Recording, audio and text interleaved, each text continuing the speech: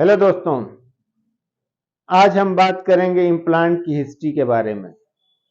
जमीन पे जब से इंसान का अस्तित्व है, जब से इंसान का वजूद है, तब से उसके दांतों की बीमारी है, दांतों की इलाज होता रहा है। उसका अपने अपने कल्चर में, अपने अपने सिविलाइजेशन में, सभ्यताओं में अलग अलग ढंग से उसका इलाज, उसकी भरपाई होती रही है। हम यहाँ पे बात करेंगे 4000 साल पहले से आज तक क्या इम्प्लांट में एडवांसमेंट हुआ है।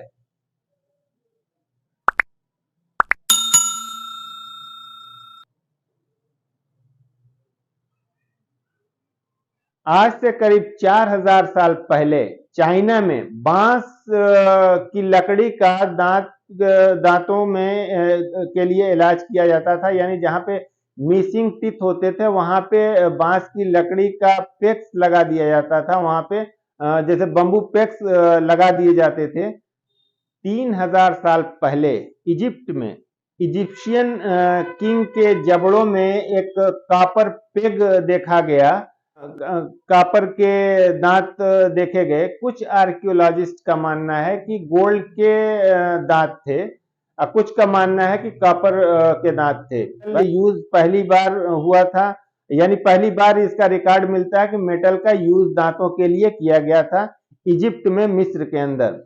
500 बीसी में एनिमल बोन्स का और गोल्ड वायर का यूज किया जाता था दांतों के फिक्सेशन के लिए। 600 एडी 600 एडी 1931 में 1931 की आर्कियोलॉजिकल खुदाई में ये पाया गया कि मायंस लोग सी शेल का दांतों मिसिंग टिथ की जगह पे सी शेल का इस्तेमाल किया करते थे, जो कि हड्डी के साथ फ्यूज भी हो जाया करता था।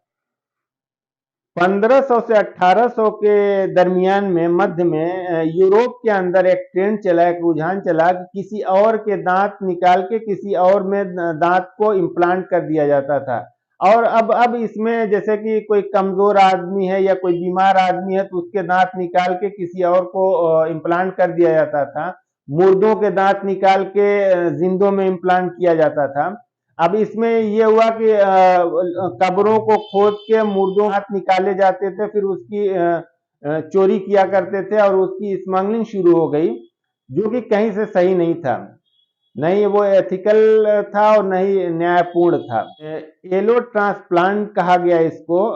इसमें अगर जैसे 1913 में gold cylinder, doctor EJ greenfield ने गोल्ड सिलेंडर का पहली बार एज आर्टिफिशियल रूट यानी दांत की जड़ की जगह पे इस्तेमाल किया था। 1930 में बिटेलियम इम्प्लांट, जो कि क्रोमियम कोबाल्ट का एलॉय था, दो भाइयों ने, doctor Alvin Strack and doctor Moses Strack ने इस एलॉय का पहली बार यूज किया था।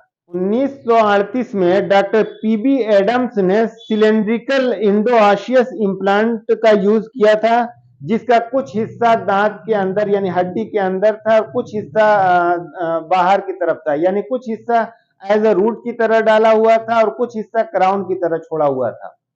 1940 में पोस्ट टाइप इंडोआशियस इम्प्लांट, सब पेरियास्टियल इम्प्लांट का यूज किया गया था।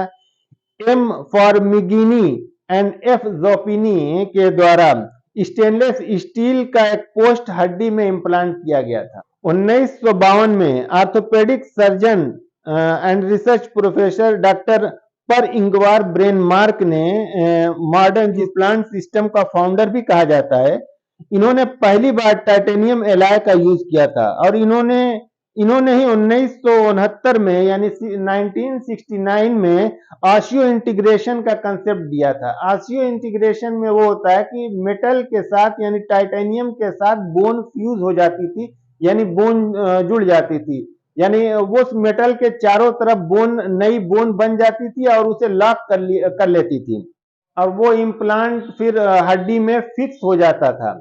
1965 में डॉक्टर ब्रेन मार्क ने ही एक पेशेंट को टाइटेनियम का इम्प्लांट डाला था और वो टाइटेनियम का इम्प्लांट सक्सेस रहा और उस इम्प्लांट के साथ वो पेशेंट 40 साल तक सरवाइव करता रहा है। यानी डॉक्टर ब्रेन मार्क की इस खोज के बाद इम्प्लांट में इतनी क्रांति आई। ब्रेन मार्क की इस खोज के बाद से जो हमको इम्प्लांट में जो सफलता हासिल हुई पिछले 4,000 सालों में वो सफलता हमको हासिल नहीं हो पाई थी। 1983 में कैड कैम आया, यानी कंप्यूटर से डिजाइन तैयार किया गया, यानी रेस्टोरेशन या प्रोस्थेसिस की कंप्यूटराइज डिजाइन बना के उसको पेशेंट में लगाया गया, वो भी काफी हद तक सक्सेस था। 1998 यानी 1998 में पहली बार 4 इम्प्लांट के सपोर्ट से फुल आर्च टिथ लगाए गए थे, यानी कि 4 इम्प्लांट के सपोर्ट से पूरे पूरे मुंह के दांत को सेट किया गया था। 2005 में 3D इमेजिंग आई, यानी 3D एक्सरे आया। उस एक्सरे में सीबीसीटी खोज हुई, सीबीसीटी वजूद में आया। तो उस सीबीसीटी से इतना फायदा हुआ कि उससे अब इम्प्लांट की पोजीशन, इम्प्लांट की डेप्थ क्या होगी, इम्प्लांट किस लोकेशन पे होगा, कितने डेप्थ में होगा, उसकी डिजाइन क्या होगी, ये सारी चीजें सीबीसीटी से डिसाइड हो जाती हैं और उसके बाद हमको एक गाइडलाइन मिल जाता है इम्प्लांट को प्लेस करने के लिए। टाइटेनियम से पहले जितने भी मेटल का या जिस चीजों का भी इस्तेमाल किया गया है उसको कभी भी बॉडी ने एक्सेप्ट नहीं किया। वो एक फॉरेन बॉडी की तरह था, फॉरेन बॉडी की तरह वो रिजेक्ट कर दिया जाता था, या इन्फेक्शन पैदा करता था या इन्फेक्शन क्रिएट कर देता था, जिसकी वजह से परेशानी बढ़ी रहती थी, परेशानी दिक्कत होती है। मगर टाइटेनियम की खोज के बाद, टाइटेनियम की यूज के बाद उसमें इतना एडवांसमेंट हुआ है कि आज इम्प्लांट की अलग अलग डिजाइनें हैं और अलग अलग शेप में भी तैयार हो चुके हैं और ये काफी हद तक सक्सेस है। आज का ये टाइटेनियम इम्प्लांट करीब 98% इसका सक्सेस रेट है।